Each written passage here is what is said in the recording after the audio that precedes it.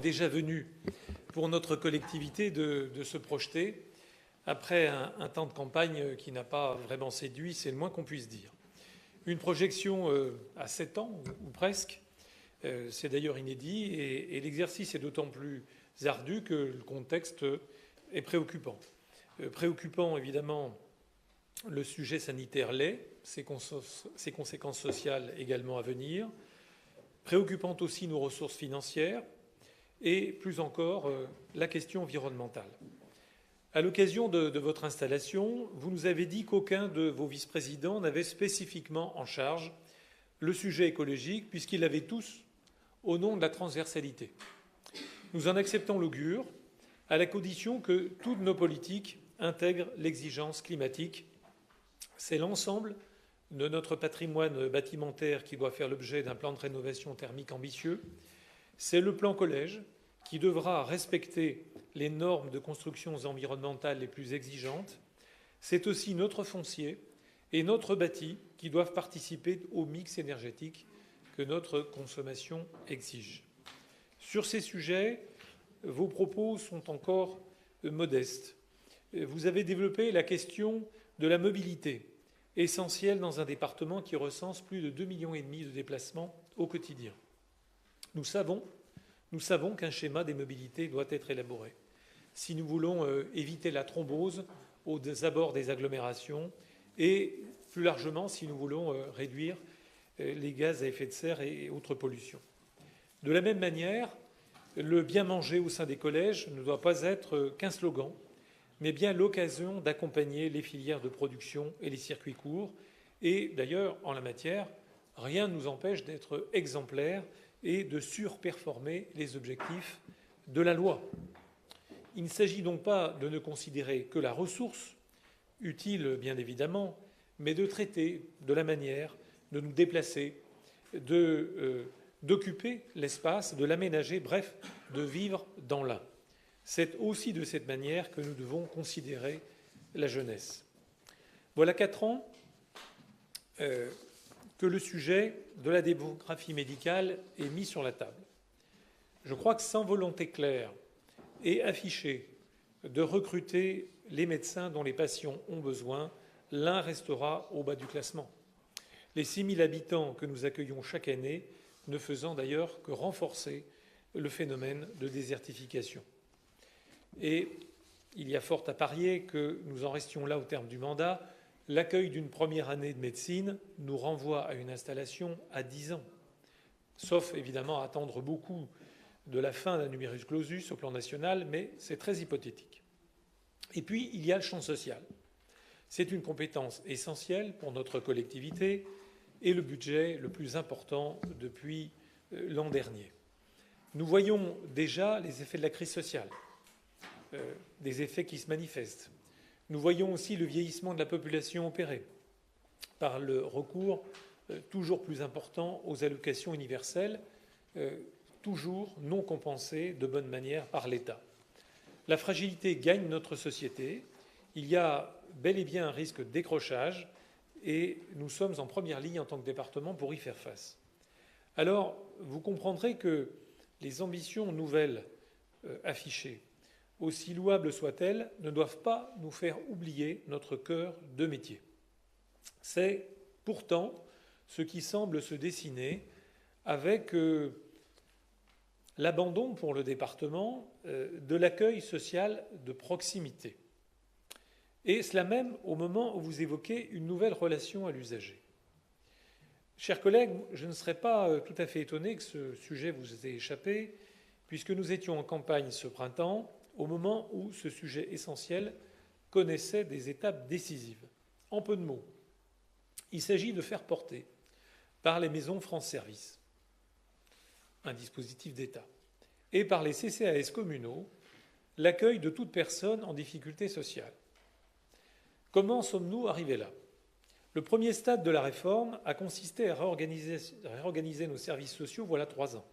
À la clé, la suppression des points d'accueil solidarité ouverts sans condition, qui permettaient, à force d'équipes pluridisciplinaires, une écoute et une prise en charge immédiate. Exit donc cet accueil au profit d'un numéro unique, le 3001. Après quelques années, le constat est clair. La distanciation créée n'est pas compatible avec l'accueil d'un public en difficulté, pour qui cette plateforme constitue un filtre supplémentaire et un obstacle à ces démarches. La seconde étape de ce processus conduit aujourd'hui à l'abandon, je le dis donc, de l'accueil social inconditionnel qui est pourtant la raison d'être et la fierté de notre collectivité. Alors vous nous direz probablement que ce déport des responsabilités repose sur une charte signée entre les territoires et le département. Parlons-en de ce document. À le lire, on comprend que les agents des maisons France Service, des CCAS seront, je cite, régulièrement formés et outillés par le conseil départemental, qu'ils devront rendre compte et aller vers même, autrement dit se déplacer au-devant du public, rôle jusqu'alors assumé par nos assistantes sociales. Nous sommes là, je le dis, à front renversé. Il ne s'agit rien de moins que pour le département de devenir l'animateur d'un réseau et de faire des agents du bloc communal des auxiliaires, pour ne pas dire des obligés. Et je dois dire, tout cela mené sans coup férir entre mai dernier et septembre prochain, moment où, nous dit-on, les premières formations auront lieu. Parce que ce qui nous est promis, c'est effectivement une convention à l'automne, une fois que l'accord sera donné localement. Alors, je pose la question, Monsieur le Président, à quelles conditions financières? Je n'ose imaginer que ce transfert se fasse sans compensation aucune. J'ai ici la fiche de renseignement que le Centre départemental de solidarité a adressée à des agents locaux pour instruction par une assistante sociale. 1h30 de travail pour un seul usager. Le public en difficulté, on le sait, a besoin d'accompagnement. Ce temps, je dois dire, démultiplié par autant de dossiers traités, va exiger des moyens humains complémentaires dans les territoires et donc mérite une compensation financière. Je rappelle que le dispositif d'État Maison France Serville, vous le savez bien en tant que président d'intercommunalité, apporte une contrepartie financière au territoire. Alors est-ce que le département entend se départir de sa compétence sans juste rétribution? Ce serait inconcevable et je demande donc à ce que ce sujet soit traité ici. C'est pour cela que nous faire embrasser d'autres causes du champ social alors qu'à bas bruit, il y a une forme de retrait de notre cœur de métier, cela n'est pas acceptable. C'est, je crois, une des conséquences voulues de notre réorganisation des services sociaux. Vous n'avez cesse de dire, et je partage ce point de vue avec vous, que le département ne doit pas être une collectivité de gestion. Mais est-ce à dire que les autres devraient l'être à force de renoncement? Vous voulez en particulier vous occuper des 10. Moi, je vous propose déjà de régler les dysfonctionnements de notre collectivité. Et il n'est pas besoin d'aller bien loin pour en pointer d'autres. Où en sommes-nous à la MDPH? Des délais de traitement des dossiers exorbitants, au point où la considération des personnes n'est plus de mise.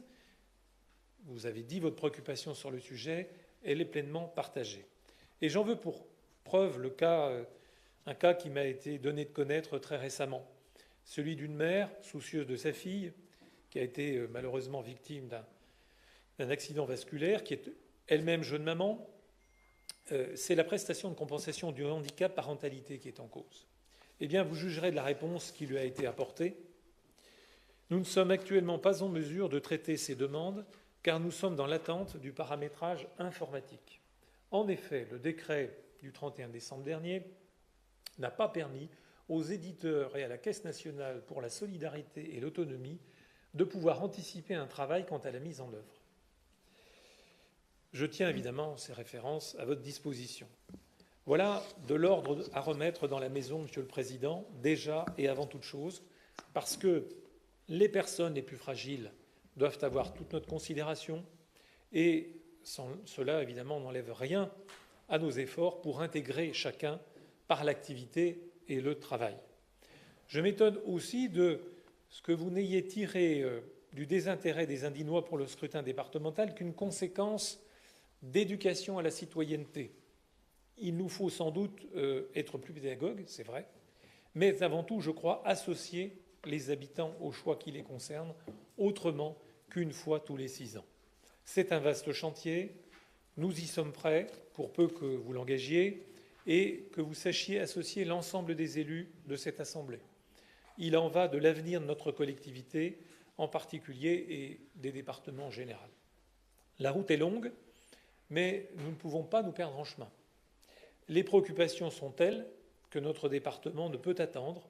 Nul doute qu'il n'aura plus le même visage au terme de ce mandat, mais je reste convaincu de sa modernité pour peu qu'il fasse preuve de volonté.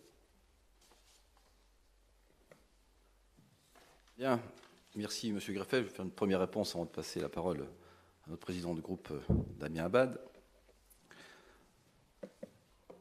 D'après ce que vous me dites, ce que je vois, ou ce que j'entends, ou ce que je comprends, M. Greffet, ce qui